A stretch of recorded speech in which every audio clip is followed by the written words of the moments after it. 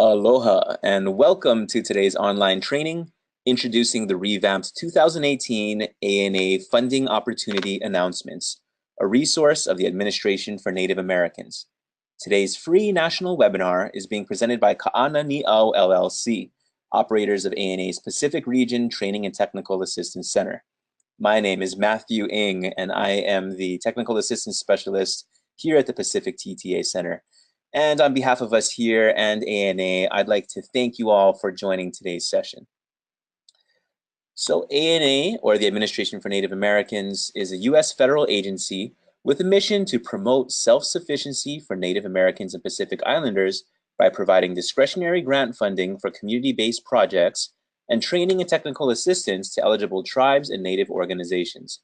And ANA envisions a nation where all Native communities are thriving.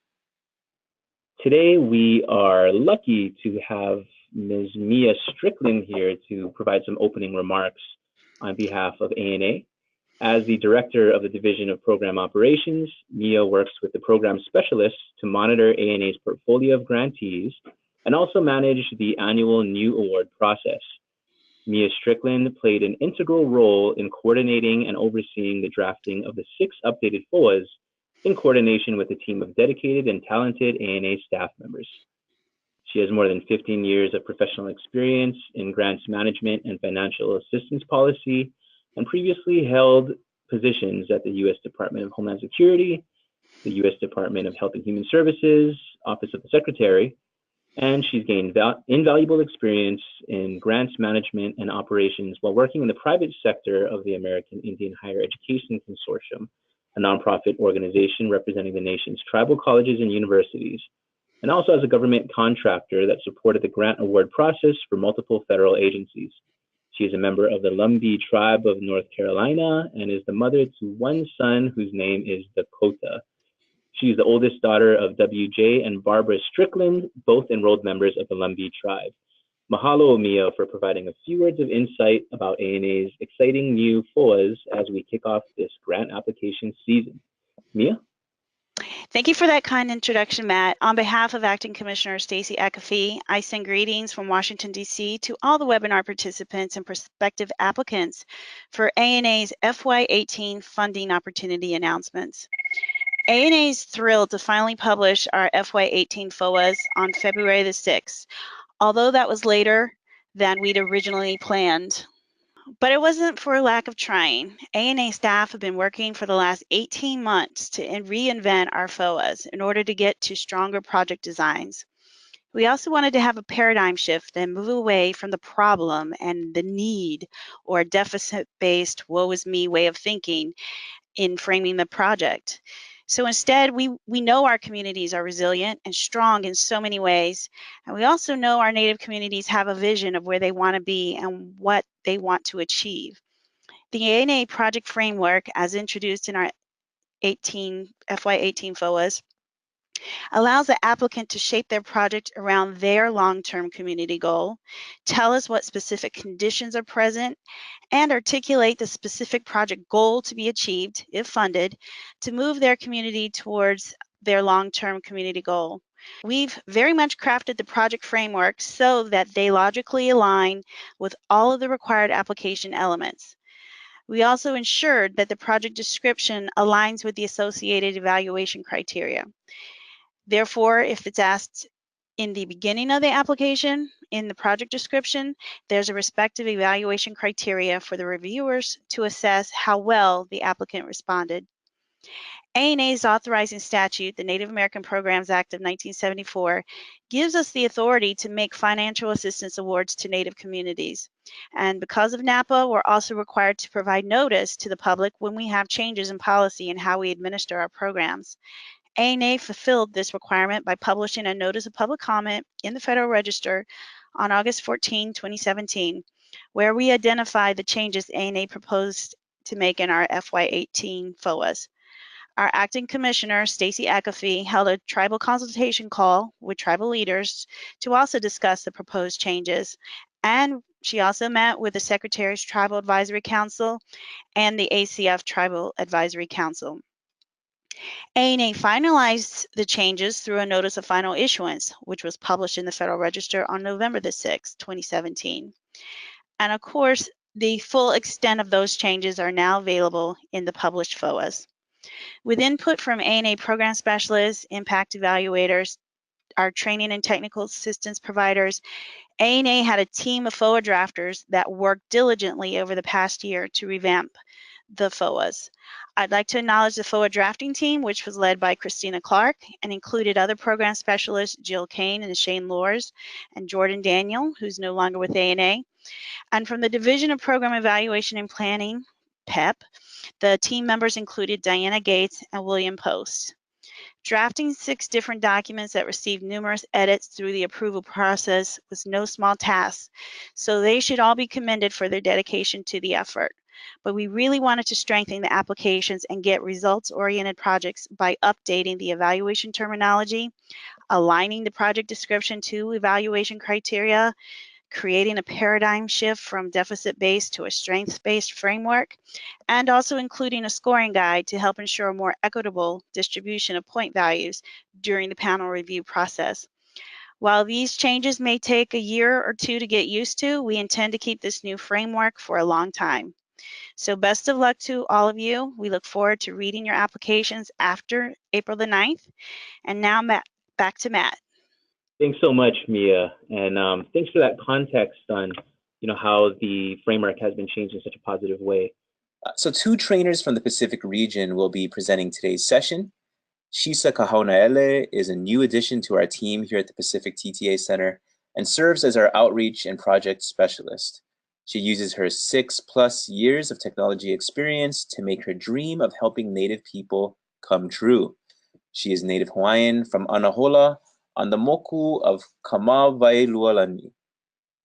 Napua Harbottle has been the training specialist at the Pacific Region Training and Technical Assistance Center for 7 years.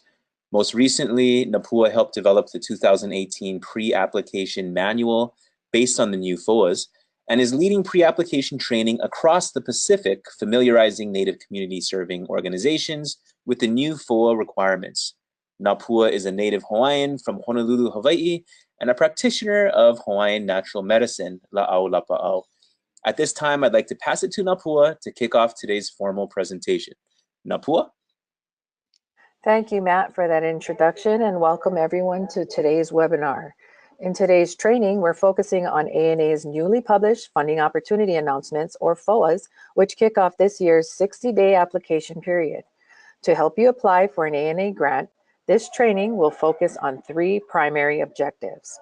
First, to provide an overview of the 6 ANA funding opportunity announcements, or FOA. Second, to help you understand policy and process changes made to the 2018 ANA FOAs.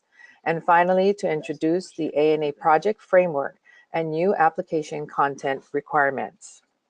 First, let's get to know the funding opportunities available to Native community serving applicants through the Administration for Native Americans. Under the Social and Economic Development Strategies, or SEDS program, projects that focus on at least one of the 3 interrelated concepts that form the foundation of self-sufficiency in Native communities are supported.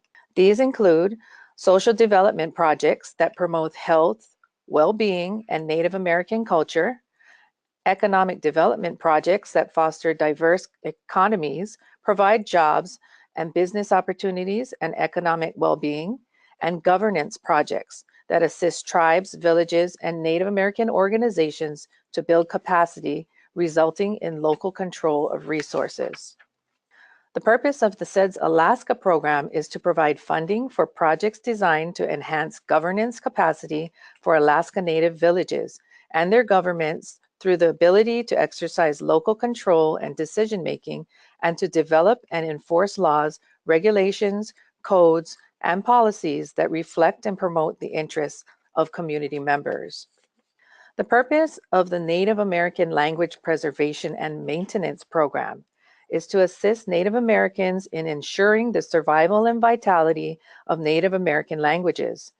ANA supports locally determined projects that achieve community goals through specific measurable outcomes in the areas of Native American language restoration programs, intergenerational language projects, Native language training programs, development of language learning materials, language education training for television and radio, language preservation through transcription, oral testimony and recordings, and development of language learning apps and technology.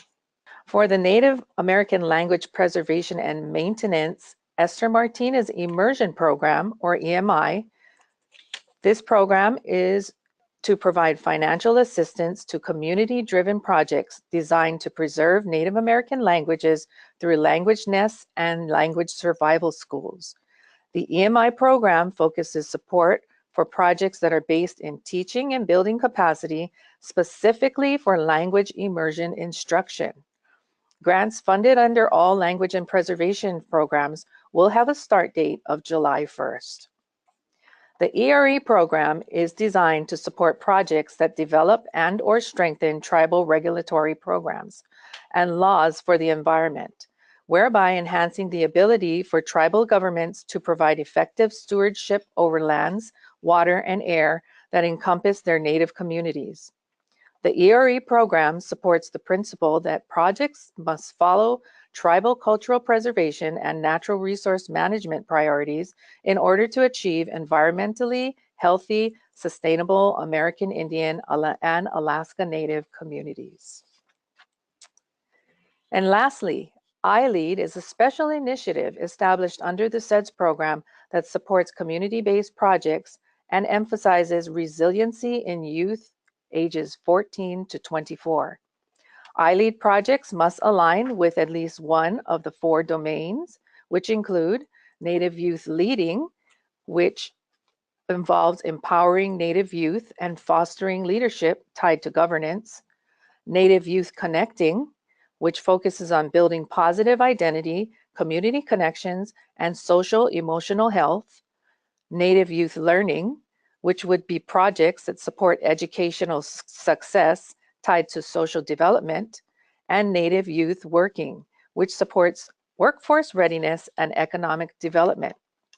You can find a detailed description of each program's purpose and areas of interest by downloading the 2018 FOAs at the link we mentioned earlier, and that's https://www.acf.hhs.gov/ana/grants/funding-opportunities.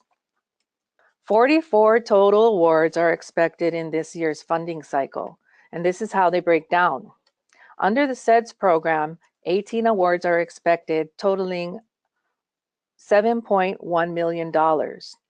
For the SEDS Alaska program, 2 awards are expected, totaling $400,000. Under the PNM program, 8 awards are expected for a total of $2.37 million. And then for EMI, 7 awards are expected, totaling $2 million.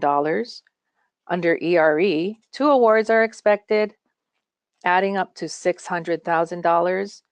And then for iLead, there are 7 awards being expected for an overall total of $2 million. I will now hand things over to Shisa Kahonaele, our Outreach and Technology Specialist here at Kana Ni'au, and she will be covering the changes in the FOAs pertaining to rules, policies, and procedures. Shisa? Thank you,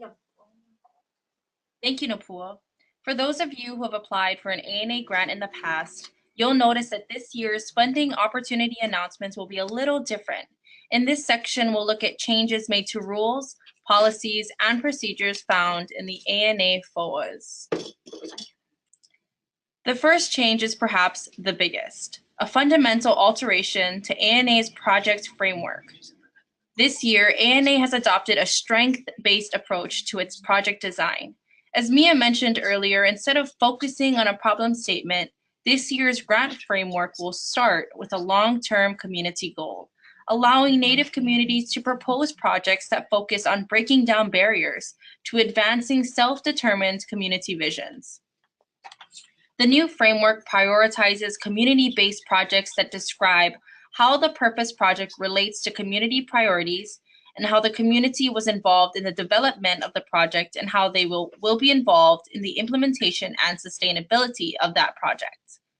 The new ANA project framework will also impose a maximum of 25 key activities per objective to make the objective work plan succinct and more reasonable in length. This change will help focus activities on just those vital tasks required to help communities reach their defined objectives while reducing the inclusion of minor tasks. We will cover the ANA project framework in detail later in this presentation. For iLead projects, ANA is maintaining the reduced maximum project period for awards made under the iLead FOA from 4 years, or 4 12-month budget periods, to 3 years, or 3 12-month budget periods. The reduced project period was made in the fiscal year 2017 FOAs to align the program with ANA's SEDS program, which is published under the same CFDA number as iLead. Regarding policy, ANA is doubling down on its commitment to prioritize award funds to applicant organizations that are local and community-based. You'll see this reflected in ANA's new project framework. On the pragmatic side, all language projects will now have a July 1st start date. Limitation on number of awards based on 2 consecutively funded projects. ANA has edited the language for this policy to clarify that a no-cost extension, or NCE, will be included as a period of project implementation towards consecutively funded projects. One of ANA's goals is to maximize the reach of its limited funding. Therefore, applicants that have implemented at least 2 consecutive projects within one CFDA number may not be funded for a 3rd consecutive project within the same CFDA number if other applicants who have not received ANA funding in the past 3 years are within the scoring range to be funded. What's new is that a project implementation period is now defined as being comprised of newly awarded first-year project periods, non-competing continuation or NCC periods, and any no-cost extension or NCE periods. Therefore, grantees that have received 2 consecutive projects and an NCE must wait a year after the end of the NCE period without receiving a new ANA project under the same CFDA number before they are considered to be exempt from this policy. This specific issue has raised several questions during the implementation period for ANA projects. Editing the policy is meant to clarify its application prior to the start of an award. ANA's new FOAs include language to clarify that tribal colleges and public agencies serving Native peoples from Guam, American Samoa, or the Commonwealth of the Northern Mariana Islands are required to submit assurance of community representation and governing body documentation from the governing body of the tribal college or the applicant organization from that territory. Documentation from the governing body of the tribe will not fulfill the requirements for this documentation. This clarification was made to reduce the number of applications that are disqualified due to the misunderstanding of the requirements. This year, ANA revised the categories for what constitutes sufficient community representation, as described under the Assurance of Community Representation on Board of Directors section of the FOA. Some may notice that ANA removed a second category of affiliation or relationship to the community being served. This category was previously listed as persons eligible to be a participant in or beneficiary of the project. The assurance of community representation is included to ensure ANA funds are awarded to organizations that directly represent the Native American community that will be served. However, ANA does not limit project participants or beneficiaries to individuals that represent the community being served. Therefore, ANA has determined that the inclusion of this category does not support the intention of this policy. Assurance of community representation of Board of Directors. Applicants other than tribes or Alaska Native villages applying for funding must show that the majority of board members are representative of a Native American community to be served. Applications must submit documentation that identifies each board member by name and indicates his/her affiliation or relationship to at least one of ANA's 3 categories of community representation, which include 1. Members of federally or state recognized tribes. 2. Persons who are recognized by members of the eligible Native American community to be served as having a cultural relationship with that community. Or 3. Persons considered to be Native American as defined in 45 CFR 1336.10 and Native American Pacific Islanders as defined in Section 815 of the Native American Programs Act.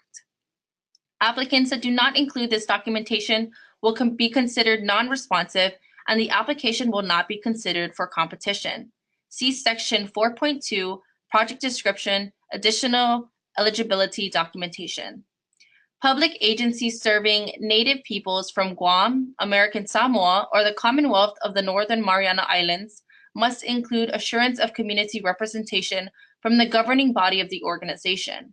If this document is not included by the submission deadline, the application will be considered unresponsive and will be disqualified from the competition. ANA's commissioner has the discretion to make all final funding decisions. In exercising this discretion, the commissioner includes a list of disqualification factors in Section 5.2 of the FOA. Clarifications on projects the commissioner may not fund include projects that have not demonstrated a community-based strategy as described in Section 1, Program Description, Key Project Features. Projects proposed by national, regional, and non-local organizations that have not justified their position as the best applicant organization to address long-term community goals for a local community. And projects proposing activities that were previously implemented without federal assistance.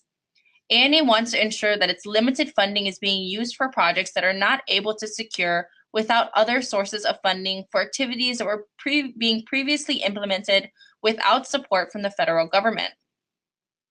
Projects that provide couples or family counseling activities that are medically based has been deleted as a disqualification factor. ANA has stated in other administration policies that it will not fund human research or projects that may cause unintended harm to project participants. Outside of these limitations, and in effort to support the Native American community's ability to determine if these activities are beneficial to the achievement of their long-term goals, ANA will no longer limit their proposal of projects that include medically based couples or family counseling activities. 2. File upload requirement. ANA will now follow the grant application submission requirement established by the Administration for Children and Families, or ACF, which specifies applicants submitting their applications electronically are required to upload only 2 electronic files. No more than 2 files will be accepted for the review, and additional files will be removed. Standard forms will not be considered as additional files. In the past, ANA requested to deviate from this policy in order to provide rural communities and lower capacity organizations an opportunity to adjust to any technological or bandwidth requirements that go along with transfer and upload of large files. The policy has now been in existence for several years for other ACF programs. Therefore, ANA will no longer request a deviation from this standard ACF policy.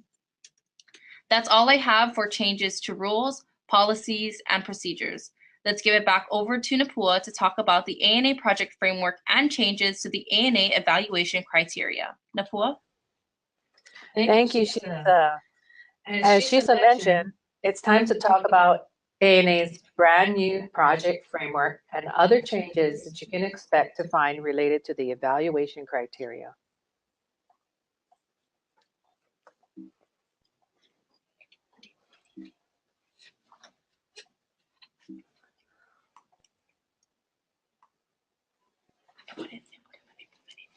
Okay. But before we get to that, it's important to understand the timeline for funding and the structure of the ANA FOAs.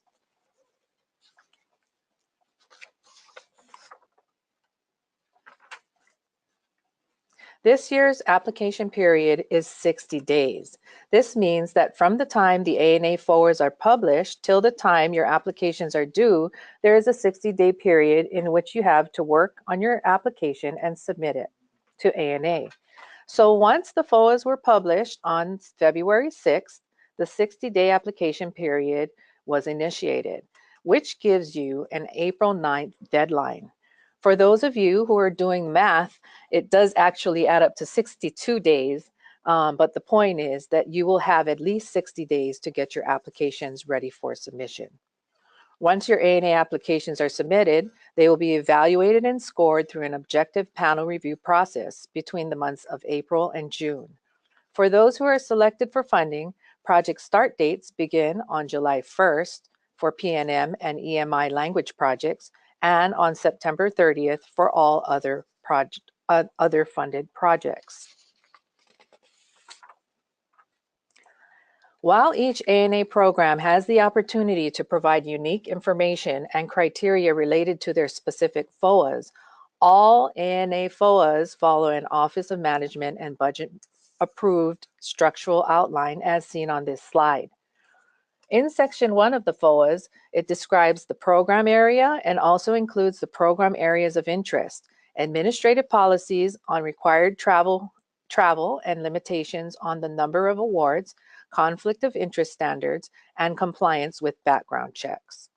In section 2, information on the number of awards, award ceiling amounts, and project start dates and length of projects are included. Section 3 includes a listing of eligible applicants, information on non-federal share, a listing of project ineligible for funding, and the application disqualification factors. In Section 4, you will find application formatting requirements, electronic application submission instructions, a table of required forms and assurances and certifications, as well as the project description, which details the application content.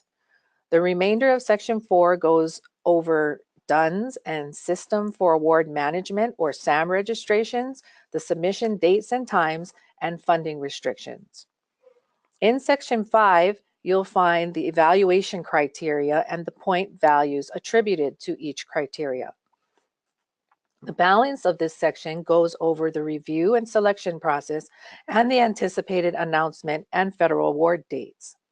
Section 6 covers federal award administration information, including how applicants will be notified of award, administrative and national policy requirements, and grantee reporting requirements. Under Section 7, awarding agency contact information can be found. And in Section 8, a list of reference websites and the application checklists are included. There is also an appendix at the end of the FOA that contains definitions and templates. Under the ANA evaluation criteria found in Section 5.1 of the FOAs, you will find the ANA project framework. The ANA project framework is intended to outline the project in a way that focuses long-term community goals toward achievable, measurable project outcomes. ANA's project framework includes a long-term community goal, community current condition, a project goal, objectives, indicators, outcomes, and outputs. Together, these components relate a long-term community goal to a specific project goal and define targets for project achievement and provide structure to measure project outcomes. The ANA project framework must demonstrate a logical relationship that connects all framework concepts. As mentioned earlier, ANA's project framework represents a shift away from a deficit approach towards a strength-based approach in defining projects and addressing long-term community goals. The project framework also aligns the application requests for information with common terminology related to the program evaluation. Significant changes have been made to the evaluation criteria headings and scoring values. ANA will no longer require the problem statement or include the section titled Objectives and Need for Assistance. The new criteria will evaluate expected outcomes worth 25 points, an outcome tracking strategy worth 10 points, the approach worth 25 points, personnel, partnerships, and organizational capacity worth 15 points, the objective work plan also worth 15 points, and the budget and budget justification worth 10 points. All elements of the project framework mentioned on the previous slide will be evaluated under the expected outcomes criterion. To aid panel reviewers in providing more consistent scores between applications, ANA has added a scoring guide to the FOAs. In scoring the 6 major criterion of the application, reviewers will use the scales shown here to assign a score within the range between the minimum and maximum possible points for each criterion. Now that we have a better understanding of the new ANA project framework and changes made to the criteria headings and scoring values, we are ready to take a look at the changes within the 6 sections of the evaluation criteria. To shift terms included in the FOA towards commonly used evaluation terminology, objectives no longer will be referred to as specific, measurable, achievable, relevant, and time-bound, or SMART. Instead, ANA has implemented a new structure of objectives which focuses on timelines, targets, indicators, and populations, or TIP objectives. TIP objectives include timelines by which objectives will be achieved, targets that measure the intended amount of change, indicators that demonstrate something has been done or achieved, and a description of the population on which the program is intended to focus on. Project objectives must relate to a primary outcome that will address the current community condition. So each objective should have only one related outcome. We will cover this again when we take a look at the outcome tracking strategy section on the next slide and changes related to the OWP or objective work plan. ANA no longer will require the identification of an intended impact or impact indicators.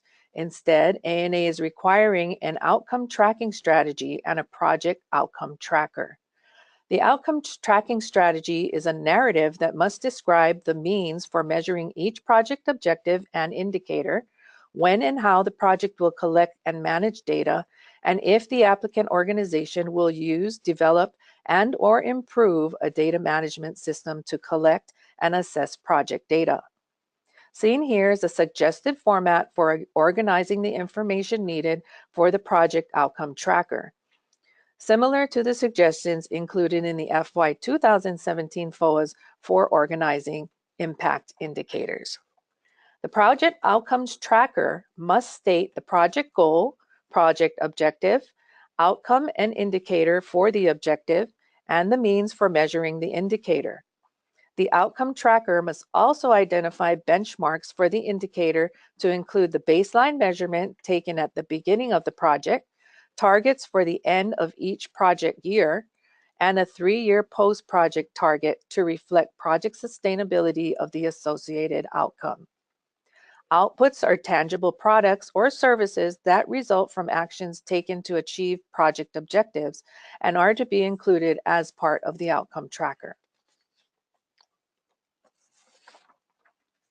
The following modifications have been made to the Native American Languages Preservation and Maintenance and Esther Martinez Immersion FOAs only. ANA now requires the identification of language-specific outcomes that relate to one of the following categories: language fluency, increased community member use of language learning resources, certified language teachers, or increased capacity to implement a language program. This addition has been made in order to further define the outcomes for ANA language projects and to support the monitoring and evaluation of ANA's language and preservation programs. ANA has added language in the FY 2018 FOAs to restate application requirements included in the Native American Programs Act of 1974, known as NAPA. The following items will now be required in all P&M and EMI applications. First, if appropriate, an identification of opportunities for the replication of such project or the modification of such project for use by other Native Americans. And second, a plan for the preservation of the products of the Native American language project for the benefit of future generations and other interested persons.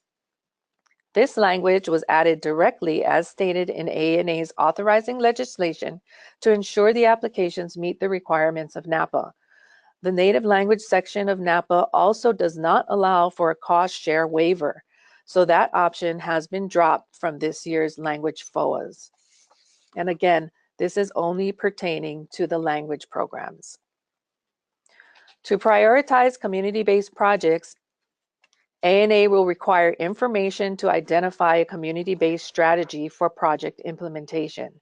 The requirement will include information to describe how the proposed project relates to community-based priorities, how the community was involved in project development, and how the community will be involved in project implementation and sustainability. Personnel, partnership, and organizational capacity is a new category added to the evaluation criteria. 5 sub-criterion fall under this criterion. Panel reviewers will evaluate staffing structure that will support full project implementation, combined experience of the project director, key staff, and key partners, a plan to ensure effective management of project through coordinating activities by partners, contractors, subcontractors, and consultants, a plan for proper oversight of federal award funds, and adequate time, staff, and resources for effective monitoring and evaluation of the outcomes. The ANA OWP, or Objective Work Plan, has been modified. The terms results and benefits will no longer be used. Instead, applicants are required to identify outcomes and outputs. Key project activities will be included separately from administrative activities. Requirements for key activities include an alignment to outputs that are created by project implementation and a maximum of 25 key activities per objective during each year of implementation. With ANA and all federal agencies moving to grant.gov's new workspace system, ANA highly encourages you to use the new online version of the OWP, which includes enhanced functionality and integrates smoothly with the mandatory online application process. The last change we will cover here are changes made to the budget and budget justification criterion. The budget and budget justification section has been increased from 3 sub-criterion to 5 sub-criterion.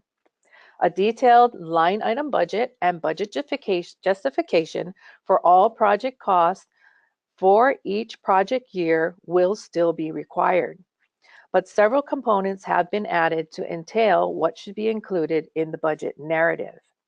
These include a description of how the budget narrative aligns with the project narrative in the approach section, as well as the activities proposed in the OWP.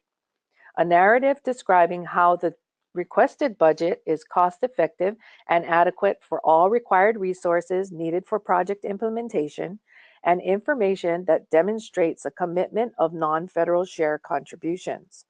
The last sub-criterion evaluates whether funds needed for all required items for the project budget are included.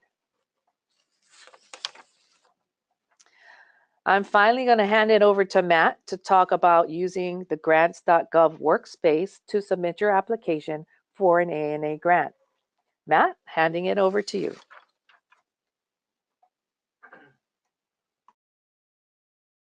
All right, thanks, Napua. Napua talked about all the new things you can expect to find in ANA's new funding opportunity announcements.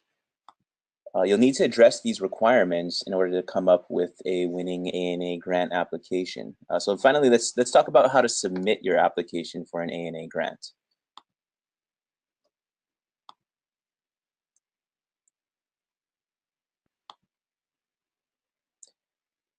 All right. So this year, all ANA grants will be submitted via grants.gov's new fully online system workspace, like Napua said. This is a system-wide change, not specific to just ANA. So it will affect all grant applications submitted to the federal government agencies moving forward. Exceptions to submit via hard copy will only be granted to applicants who did not have access to reliable internet connections, as stated in the FOA. All waivers must be formally requested to ANA at least 14 days in advance of the application deadline, or they will not be considered. So while grants.gov's workspace system was soft launched during last year's grant competition, it's likely new to most of you. So that's why we held a webinar on how to submit your ANA grant with Workspace on February 8th. And we encourage you to go check out the archived recording of that webinar, which is available online now. The session was originally presented, like I said, on the 8th and has been recorded and archived. It's now available on the ANA Alaska Region TTA Center's regional website, www.anaalaska.org. As I mentioned earlier, unless you apply for and receive your waiver to submit via hard copy, all grant applicants will be required to submit their grant applications using grants.gov's new system. So this webinar will teach you exactly how to use the new system and how you can make sure you submit your grant application without a hitch. So yeah, we highly encourage you to check that out after this. You'll be able to find that archived webinar online at www.anaalaska.org/training. We also have some other resources that you might want to check out if you're applying for an ANA grant this year. First is our ANA application toolkit, which was specifically designed to assist applicants in developing grant applications. It features info on how to format and submit your application, a pre-submission checklist to ensure you have everything you need, and several useful fillable templates. So really useful if you're going to put together a grant application this year. We also recommend the ANA pre-application manual, which is the same book that we use in our pre-application training, which many of you may have attended this year or are planning on attending. The manual will help you understand the conceptual foundations of ANA's new project framework, and it's newly updated to reflect the new FOA framework. So for those of you on today's live session, you can actually download the recently updated pre-app manual in the handouts module of your webinar window on the right there. But it will be available on the resource library shortly. And you can also find on the resource library ANA's application toolkit. So you can find both of these online, including a lot of other really useful resources. Like I said, in ANA's resource library, which is available at www.acf.hhs.gov/ANA/resource library, or just go to ANA's website and click on the tab Resource Library. So due to rules that govern HHS grant awards processes, we're unable to take any questions and answers on today's live webinar. But if you have questions, you can direct them to your regional TTA provider. ANA provides free training and technical assistance to Native community serving organizations in 4 regions. There's the Western Continental US, the Eastern Continental US, the Alaska region, and the Pacific region here, which includes Hawaii, American Samoa, Guam, and the islands of CNMI. So please contact your regional TTA center or the agency contacts listed in Section 7 of your FOA for further assistance. And we'd love to help you put together your application this year.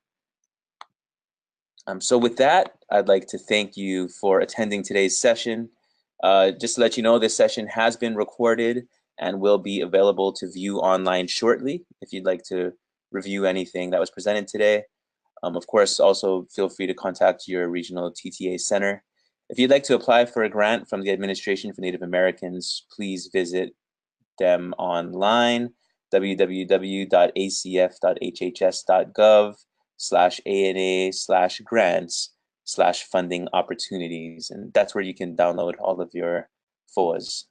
Applications are due April 9th at 11:59 p.m. Eastern Time. So once again, on behalf of ANA and the Pacific Region TTA Center, we'd like to thank you for attending this session. Mahalo.